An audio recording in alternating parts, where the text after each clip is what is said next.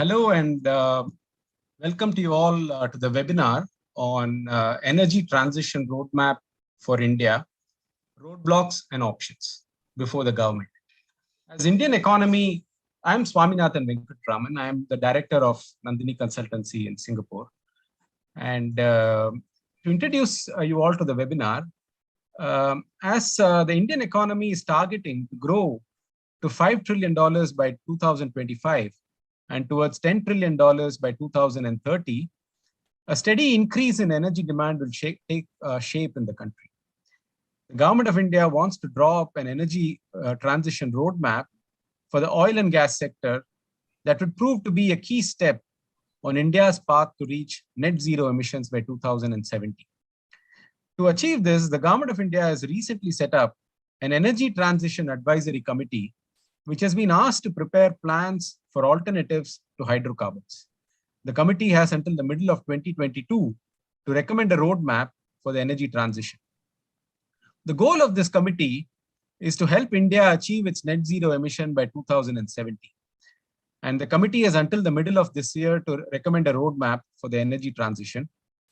And the committee plans to create a step-by-step plan for moving from fossil fuels to green energy. The committee will primarily focus on biofuels and green hydrogen of all the clean energies and will create plans to improve their supply chains. There are a few alternate strategies that the government is trying to implement, and such strategies need to be examined dispassionately and without an element of wishful hope. Nandini Consultancy has made an extensive study on the energy situation in the country, and this webinar seeks to shed light on the options before the Government of India. To conduct this webinar, Mr. N.S. Venkatraman, Director, Nandini Consultancy, Chennai, will deliver the talk for the next 30 to 40 minutes to share the findings of this study. We will conduct this webinar with the help of slides, and I will start sharing the slides shortly.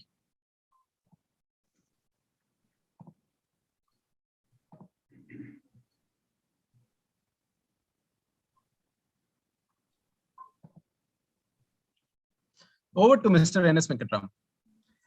Thank you, Mr. Swaminathan. This decision of the Government of India to prepare an energy transition roadmap is very significant and very timely. Now, what is the objective of this energy transition roadmap? Number one objective could be to create a scenario where the use of fossil fuel, such as crude oil, natural gas, and coal would be entirely eliminated. If this would not be possible, then at least the use level of crude oil, coal, and natural gas should be reduced to the maximum level possible. Second very important objective is to achieve zero emission by the year 2070 in India, which is the promise that the Government of India has given during the Glasgow climate meet. Now, having seen this objective, now things are not going to be very easy because there are very serious roadblocks facing this objective of making an energy transition roadmap. Now, let us have a look at the roadblocks that could come in the way of the government's successful energy transition. We'll go to the next slide to have a look at the roadblocks. Now, the roadblocks are broadly threefold. Number one, the excessive import dependence on crude oil and natural gas by India so far. Secondly, continued focus on coal production target to increase coal production target. The government is planning to increase the coal production to 1 billion tons of coal per annum. The third roadblock is the methane emission from livestock and natural gas. Now we'll take one by one. First, we'll take the excessive import dependence on crude oil and natural gas. At present, India imports around 230 million tons per annum of crude oil. That is, India's total crude oil requirement, 85% of the crude oil requirement is met by import. Indian production of crude oil is just already 32 million tons per annum. Again, more than 50% of the Indian requirement of natural gas is now met by import. the production of natural gas in India is just only around 32 billion cubic meter. Now here the issue is the demand for crude oil, natural gas will continuously increase in tune with the growth of GDP in the country, because for increasing the GDP, the precondition is there is increasing energy demand. Now OPEC, the organization, has prepared a global oil outlook where they have said India's present requirement of crude oil is roughly around 4.9 billion barrels per day. This is likely to increase to a level of 11 billion barrels per day by 2040. That will improve more than 2 times. That is the estimation that has been made by the World Oil Outlook. Now the issue here is, now this crude oil and natural gas production, what is happening? It is coming out of the wells. Now the life of the well is very short. So the production of the well is not going to be uniform for a length of time. After some time, the yield from the crude oil well and the gas well will start coming down. To compensate for this, we got to necessarily increase the production of the crude oil, natural gas by opening more wells. Here is the problem. On the one hand, demand is going up. On the other hand, the domestic production of crude oil and natural gas could come down because of the aging of the wells, and new discoveries are not being made in India to the level of the need. Several steps are being taken by the government of India. I am not finding fault with the government of India at all, but still they seem to be inadequate. Not only that, in the case of opening the exploration well, there are also a lot of resistance from the public. For example, in the Delta region in Tamil Nadu, there was a proposal to do exploration well in the Delta region. Now there has been huge resistance and the government has been forced to give up the proposal. This is the problem. So we are seeing a scenario here where the demand for the crude oil and natural gas is going to go up. Domestic production is not going to significantly increase. Import dependence is going to increase, and import dependence is going to increase in tune with the demand growth in India, which is going to be 7 to 8% per annum. This is number one roadblock. How are we going to sort out this issue? Second roadblock is the coal. As on today, Coal India is the largest producer of coal in India. 80% of the Indian requirement of coal is being met by the Coal India. Coal India produces around 670 to 700 million tons of coal per year. Of this, total Indian need, around 770 million tons of coal is being used for power generation. In other words, the large segment of thermal power station power production in India is now based on the coal. So here is a scenario where Indian production of coal is inadequate, coal is being imported, and the power for demand is increasing, and thermal power based on coal is largely contributing to the power generation. Over and above this, the government of India has decided that Coal India will boost the production of coal to 1 billion ton from the present 700 million ton. That is nearly 1,000 billion ton they have planned. So what is very important to note here is the government of India has no plans to reduce the production of coal at all. They are going to increase the production of coal. As a matter of fact, in the parliament, the petroleum minister has clearly said that Indian energy demand in the foreseeable future will be met only by the crude oil, natural gas, and coal. It's a confession, and it's a very honest confession he has made.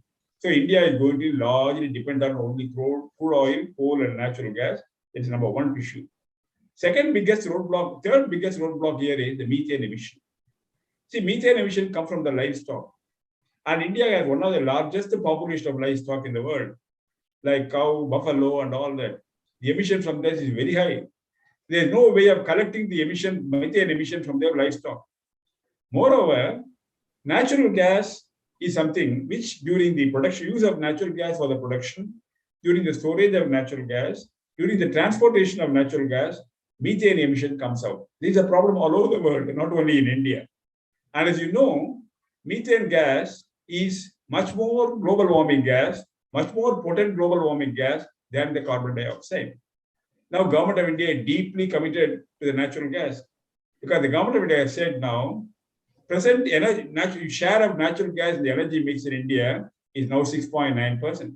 So the government of India wants to increase it to around 15%. That is, government of India wants to increase the share of natural gas, the total energy mix of India, to 15%. Now, huge LNG terminals are being operated, more are being built, more are being planned.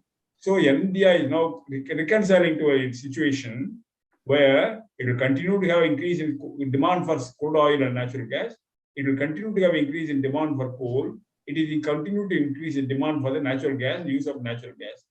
Now, given this scenario, when fossil fuel production is going to increase, demand is going to increase in India substantially, how are going to be going to get a emission-free India by 2070? No, there is no roadmap at all for this. So it looks, from the point of view of the consumption of the fossil fuel, use level of fossil fuel, the fact that the government of India clearly said that fossil fuel are going to be the energy base for India. Now there is no feasibility of getting zero emission even by 2070 if this is going to complete. This is a challenge I'm talking. I'm not complaining. I'm not accusing the government of India or anybody for that matter. I'm only giving the roadblock. Now we'll go to the next slide. Now, having seen the roadblocks, what are the options in front of the government of India to overcome this scenario? How to make India emission-free? How to avoid the use of fossil fuel? Or how to reduce the dependency on the fossil fuel? This is a big challenge which the government of India is trying to confront and try to overcome. It has devised several strategies. We will take one by one the strategy. First strategy is promotion of electric vehicles, what we call as the EVs. Now, India is one of the biggest, having a second largest road network in the world. They got a very large fleet of electric, petrol-driven vehicles, diesel-driven vehicles. Now, International Energy Agency has said by 2040, there will be minimum of or more than 300 million additional vehicles that will be on Indian road, over and above what we are having today. Now, growth rate of vehicles for transportation in India is roughly 7 to 8% per annum in view with the GDP growth. Now, this scenario, you have to just see, such a huge quantity of the number of the vehicles are going to be on the road now and by the coming years. As against this, now the production of electric vehicle in India is 9 lakh vehicles, including of two-wheelers, three-wheelers, and four-wheelers and trucks. That is around 0.9 million. Now, the government of India is taking a lot of efforts to boost the production of the electric vehicles under PLI scheme, that is production linked incentive scheme. A lot of incentives have been given for this. Now, even if that is there, to what extent the electric vehicle production can boost it, that we will see. Number two issue is, for the production of electric vehicles in a big way, the use of lithium-ion battery is an essential component. Without lithium-ion battery, as on today, electric vehicles cannot be operated. Now, in the case of the lithium-ion vehicle, lithium-ion battery, there is no production of lithium-ion cell in India. Now, India, what we do, we are importing large quantity of the lithium-ion cell and converting it into battery by packaging. But there is no production of lithium-ion cell. In the absence of the production of lithium-ion cell, when you are going to promote the electric vehicles in a massive way, some critics can ask, is it similar to the act of putting the cart before the horse? In the absence of the lithium-ion battery, how are you going to have a lot of electric vehicles? We can say requirement of lithium-ion cell would be important.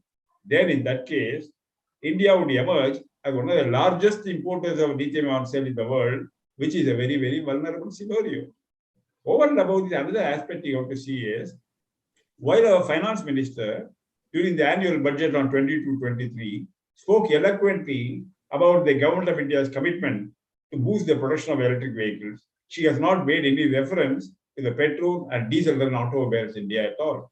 She has not said anywhere that the government will do any steps to reduce the petrol and diesel-driven automobiles. She has only talked about increasing the electric vehicles. This is just, you will have to, keep note of it.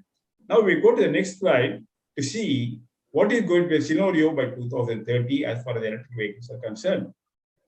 Now, number of vehicles on the road by 2030 in India, considering 7% growth rate, could be as much as 580 million. 580 million vehicles on the Indian road, consist of two-wheeler, three-wheeler, four-wheeler, trucks, and all of them. Now, as against this, present production of electric vehicles is only 0.9 million. You take a growth rate of 25 to 30%, which based on the last 2 years' performance, the number of electric vehicles by 2030 in India could be only 10 million.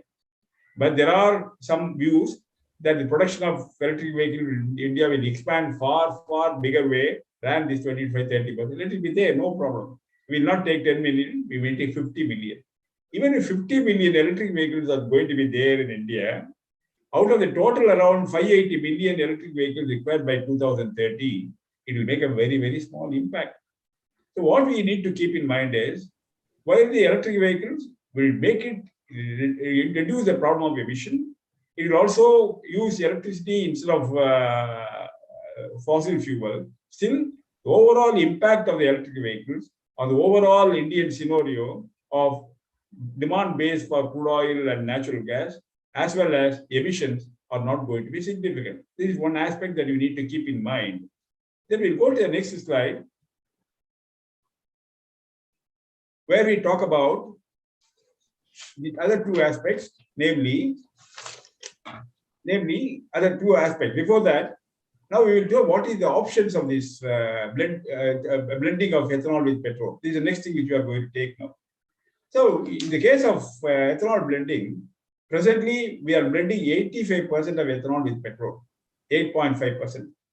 The target of Government of India is to increase the ethanol blend to E10, that is 10% of ethanol in petrol by 2022, and T20, that is 20% of ethanol with petrol by 2025.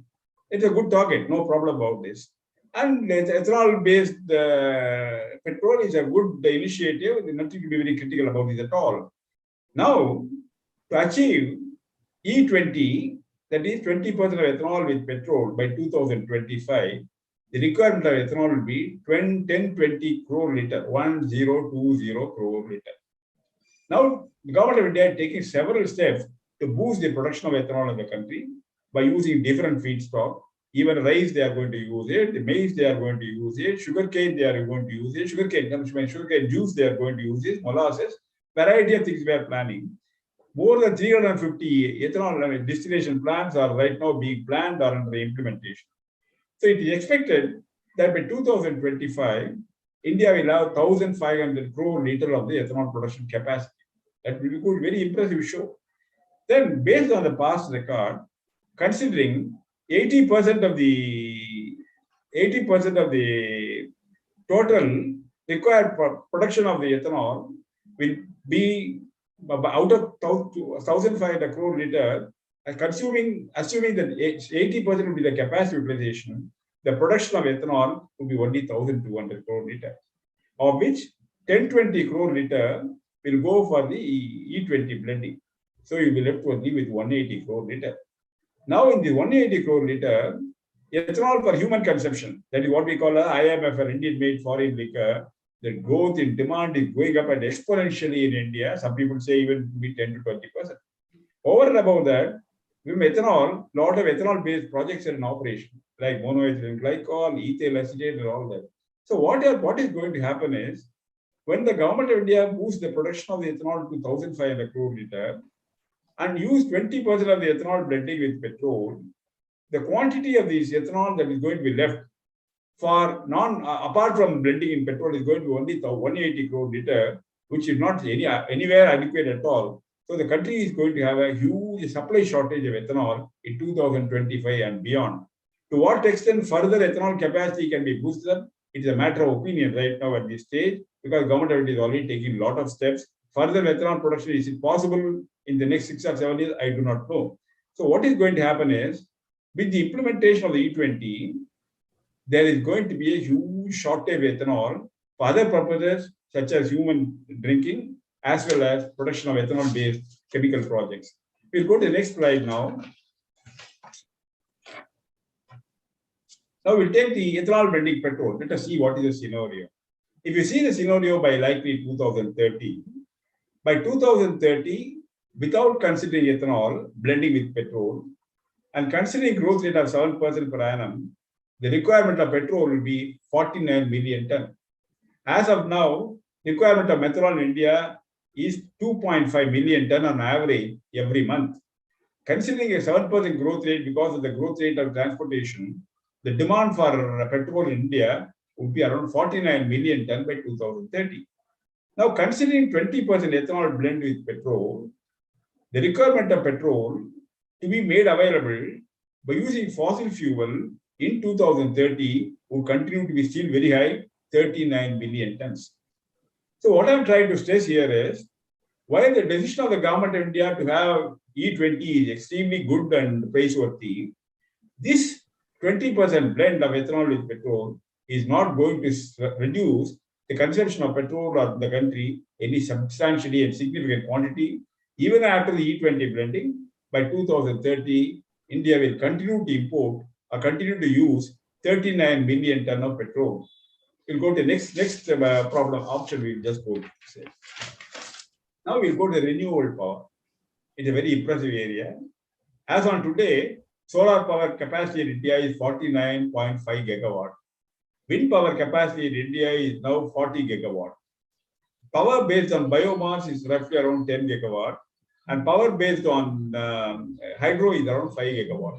Altogether, the figure needs to be slightly more than 100 gigawatt. Good enough. The government of India now fixed a target of 500 gigawatt of renewable power by the year 2030. It's a very impressive target. It's a very bold target. And I feel that considering the level of progress that the government of India has made in the last 6 or 7 years in the renewable energy sector, it may be possible for the government of India to achieve this target of 500 gigawatt of renewable power by 2030. Of this 500 gigawatt of renewable power, government of India is going to largely depend upon solar power. Here is a problem. See, for the solar power, we need solar cell. We need solar module. Indian production of solar cell, Indian production of solar module is much below the Indian requirement. We are largely dependent on import of solar cell and solar module right now. Second, so capacity has been built up. Government of India taking steps. It has introduced PLI scheme to boost the production of the solar cell and solar module, and there have been positive response from the industry today. Let us see something good will come. But then another issue here is the production of solar cell and the solar module. Basic component is polycrystalline silicon and silicon wafers. India does not produce kilogram of polycrystalline silicon. Some projects are at the very early stage right now. It is very within possibility for India to produce, because for polycrystalline silicon, the raw material is only silica, which is adequately available in the country. But no polycrystalline silicon is in the advanced stage of implementation right now. Similarly, in the case of silicon wafers also, Indian availability from domestic sources is very little. So we don't have polycrystalline silicon, we don't have silicon wafers, and we don't have solar cells, we don't have solar module. We are trying to build a 500 gigawatt of renewable energy, largely depending upon solar power. This is one issue. Now, second problem here is renewable power is seasonal. See, if you have a lot of, for example, in Tamil Nadu, only in 4 to 5 months in a year, you got high wind speed. So you are not going to get the same in power throughout the year. Same thing in the case of solar power, depends on season, it depends on climate. In night time, there is no solar power generation. So given these factors, the renewable power capacity utilization is just only around 20%. That is, if you have a 500 gigawatt of power capacity, actual production of renewable power is going to be only 100 gigawatt. Now we'll go to the next slide now, where we will see what is the likely scenario by the year 2030. See, now what is going to happen is the peak hour demand for power by the year 2030 is going to be 320 gigawatt. It's a very conservative estimate, but it can be done.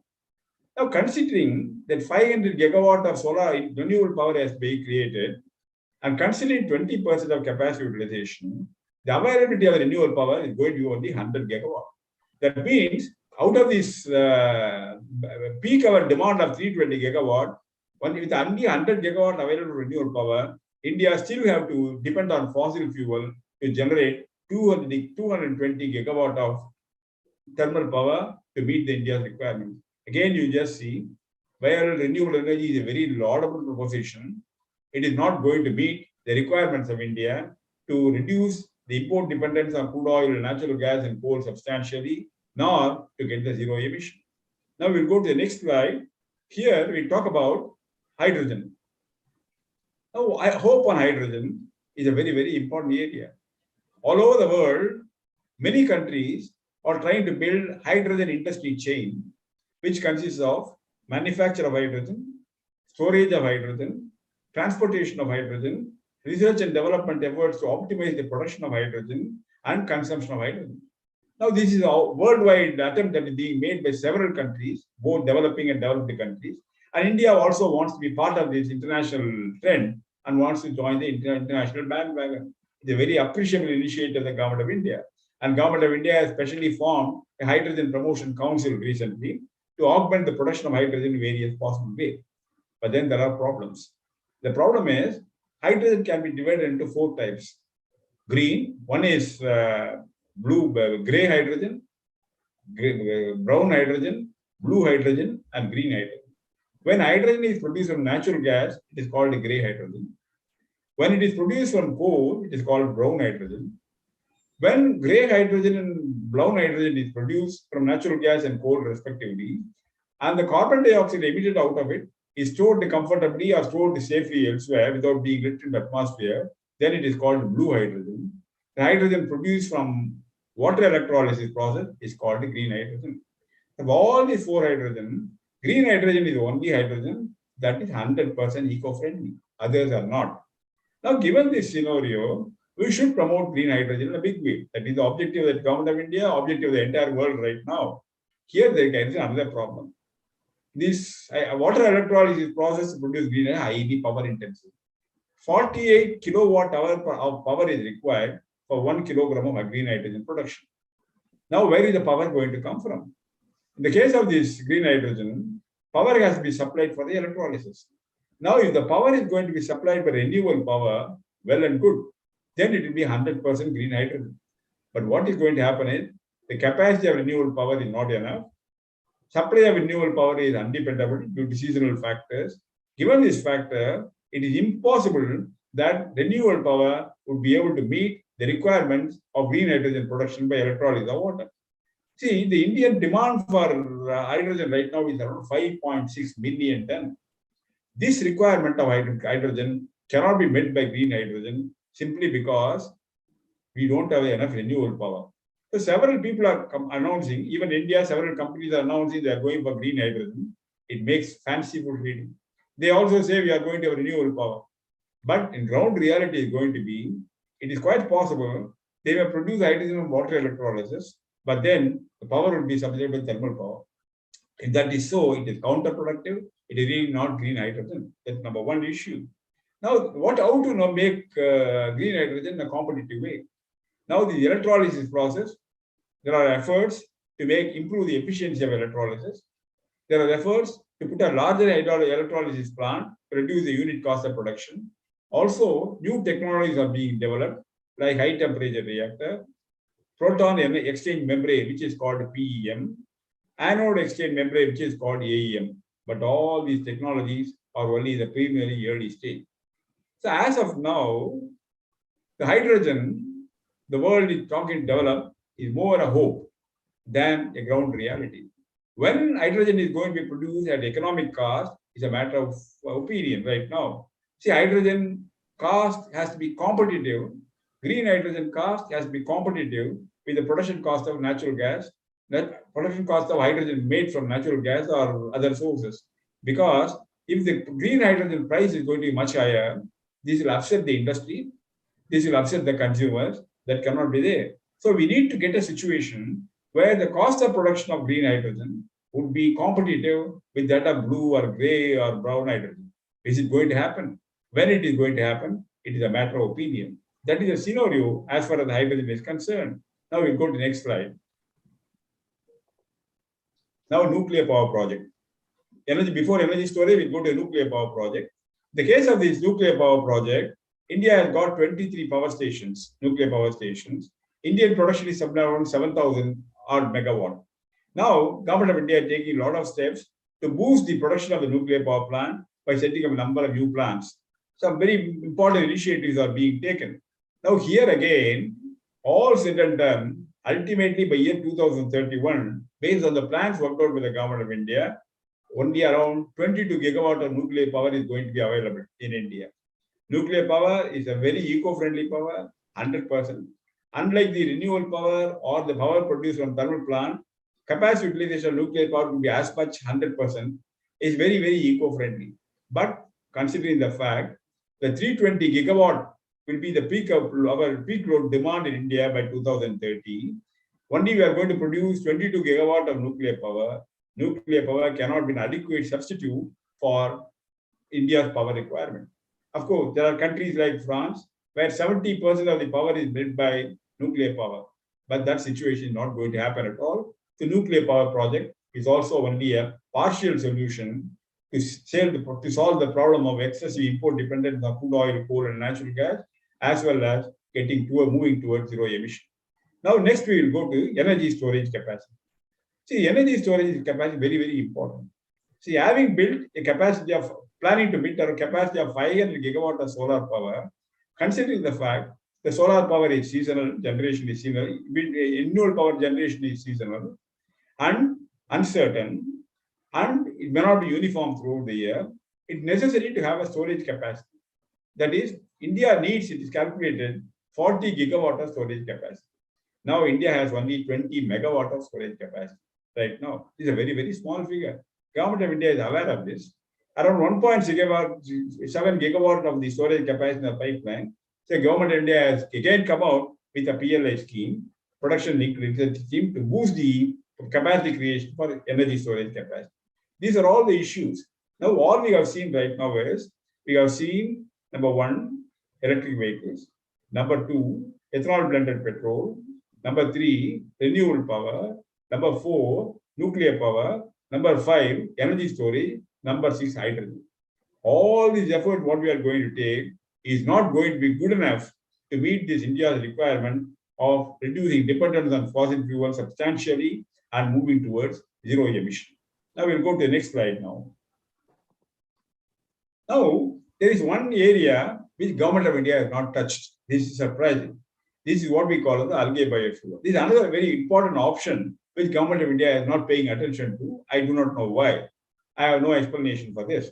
See, algae crop contains around 20% of oil, depending on the species. Sometimes it is slightly less, sometimes it is slightly more. And algae can be grown in wasteland. Algae requires only carbon dioxide and sunshine to grow. And average quality of water is enough. Even some sort of a sewage water also could be enough for the growth of algae. So now, algae having contained around 20% of oil, the wasteland is enough. Now, what is the land availability in India? Wasteland. Total land available in India, as far as the wasteland is concerned and marshy land is concerned, is somewhere around 67 million hectares are there, where nothing is happening today.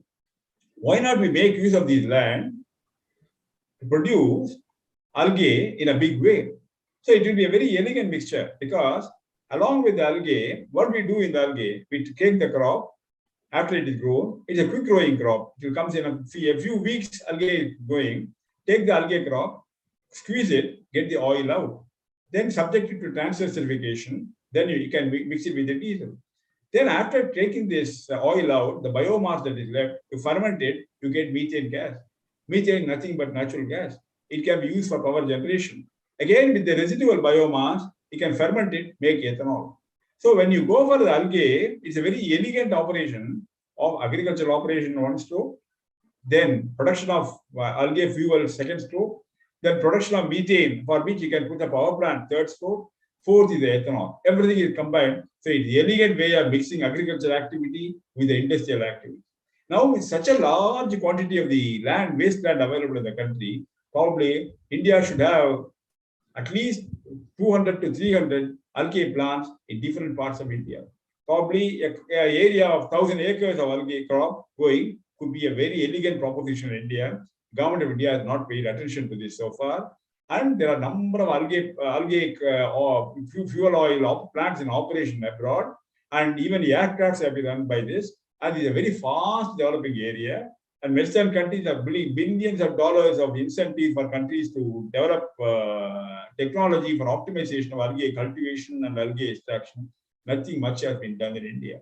Another important area is here, Petrol biofuel. Then that is again a neglected area. When Atal Bihari Vajpayee, the Prime Minister of India, Petrol oil was the talk of the day. Everybody said, ultimately, India will be benefited when Petrol oil is going to do in a big way. And this could solve India's energy problem once in a way.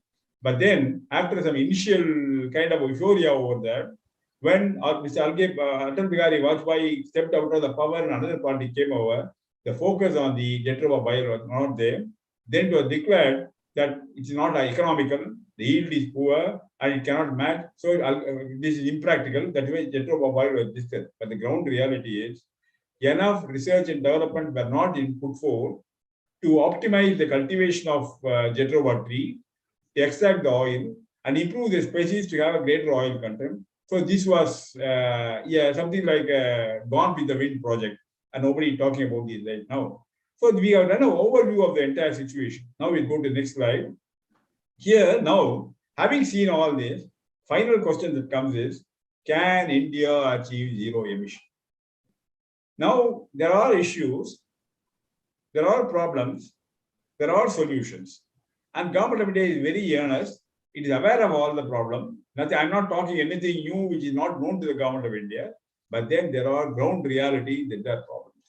So as we look today, looking at all these options today, given the enormity of India's dependence on crude oil and natural gas, considering the fact that India has to necessarily achieve a growth rate of GDP of 78% per minimum, and based on this, the energy consumption is going to go up.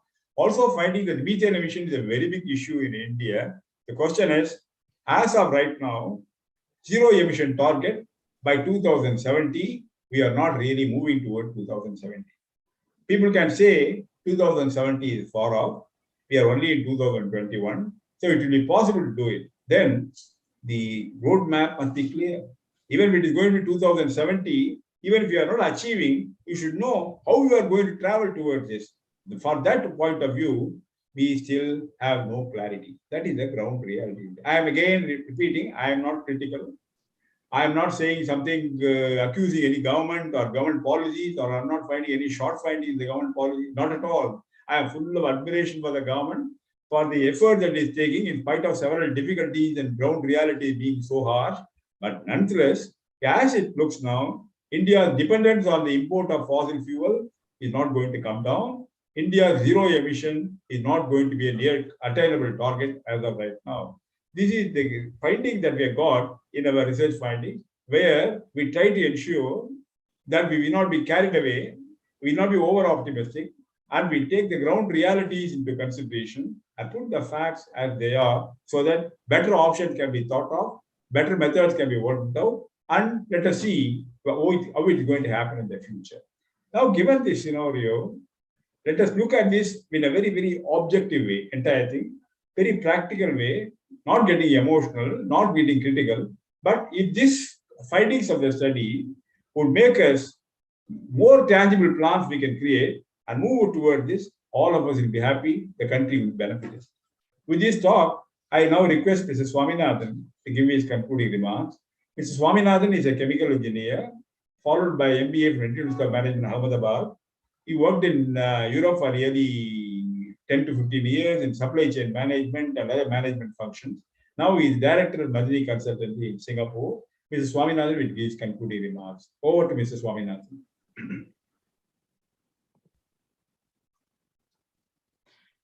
Thank you, Mr. Venkatraman, for laying down the challenges and issues that are facing the country in making the energy transition. This is a problem that the whole world is confronting, and I think we are already seeing in this year and beginning last year that the energy prices around the world have shot up. The natural gas prices, the coal prices, and so on, and primarily driven by this difficulty of the energy transition from fossil-based fuels to renewables. And if we are, and most of the developed world, especially Europe and the US, are finding that the timing of doing the transition and how they do the transition can lead to tremendous short-term stresses, because of the lack of investment in coal and the natural gas and crude oil in the last few years has led to a severe shortage of fossil fuels today. And while the renewables are not there yet to take on the challenge. So especially in the case of India, as you have clearly shown, we are still a heavily import dependent and fossil fuel dependent country.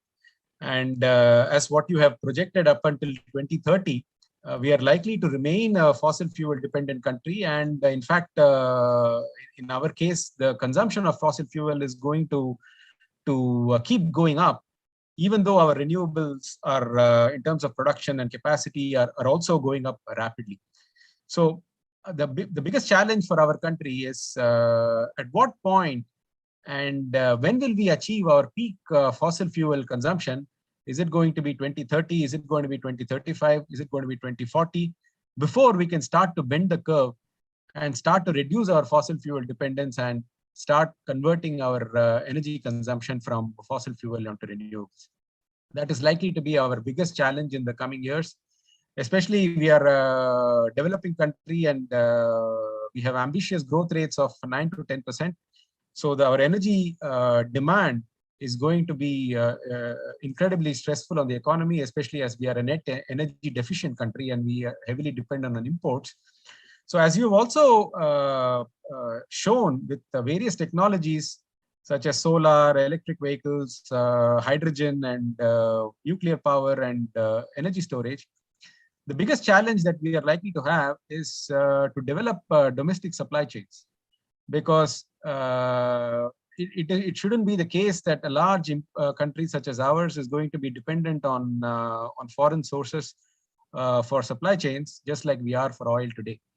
So whether it's the case of polycrystalline silicon, or in the case of lithium-ion battery, or in the case of hydrogen hydrolyzers and associate technologies, or in the case of energy storage, what are we doing to foster Indian industry in the area of